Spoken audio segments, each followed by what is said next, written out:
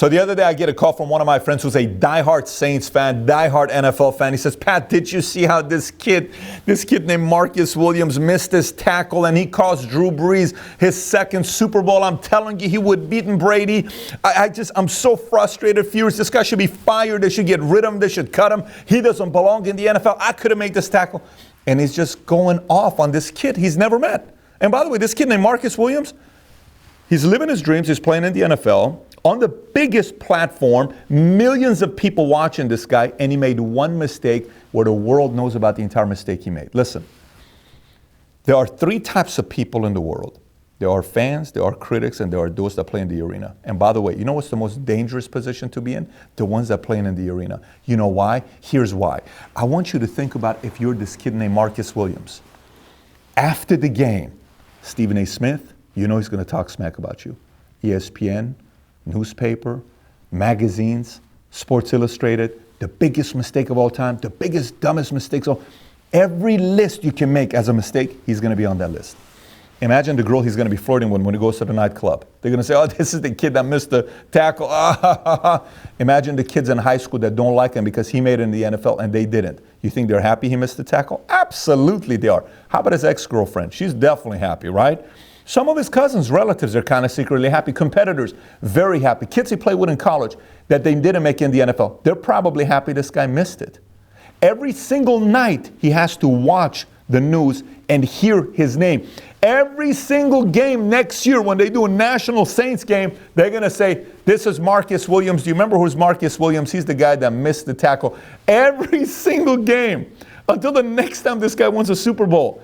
And if he doesn't win the Super Bowl, everyone's going to tell him, everybody remembers this play that he made in 2018 against the Vikings that it cost him the Super Bowl. For the rest of his life, he has to hear that. Now, here's what's going to happen with Marcus Williams. If there's a person in the NFL that's going to grow the most between now and the next season, it's Marcus Williams. Let me explain to you why. No one's got more pain, more humiliation, more embarrassment, no one than this kid named Marcus Williams.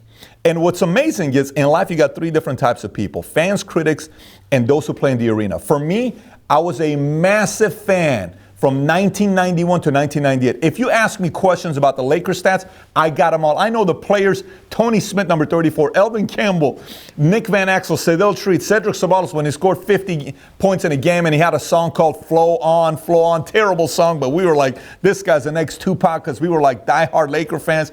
I could tell you stats about the Texas Rangers: Juan Gonzalez, Rusty Greer, Paul Merrill, Will Clark. I think they had at one point as a first baseman. Juan had a swing. I was kind of trying to emulate his game, 6'2 and a half, 217 pounds, home run derby, two-time MVP, 96, 98. I think he almost, one season, he was on track to beating the Hack Wilson's RBI record. I knew every stat about people that didn't matter. Felix Fermin, John Cangelosi. No one probably remembers a second baseman from Seattle, Felix Fermin or John Cangelosi, but I did because I was a fan and I was a critic and no one knew who I was. And then one day I wake up and I say, Pat, how long are you just going to be a fan and a critic for the rest of your life? I don't want to be that person. Think about it. If I ask you right now who's the greatest president of all time, you probably have an answer. You may say, Lincoln, you may say Kennedy, you may say Reagan, but you have an answer. If I would ask you who's the greatest basketball player of all time, you probably have an answer.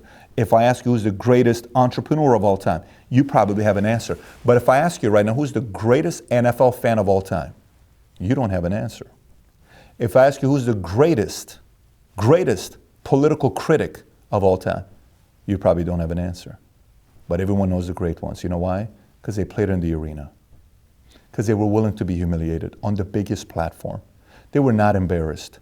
See, my goal for you is to be having a couple experiences this year that's so humiliating, that's so embarrassing, that's such a massive failure that keeps you up at night to improve till 3, 4 o'clock in the morning because all you're visualizing is, this will never happen to me again.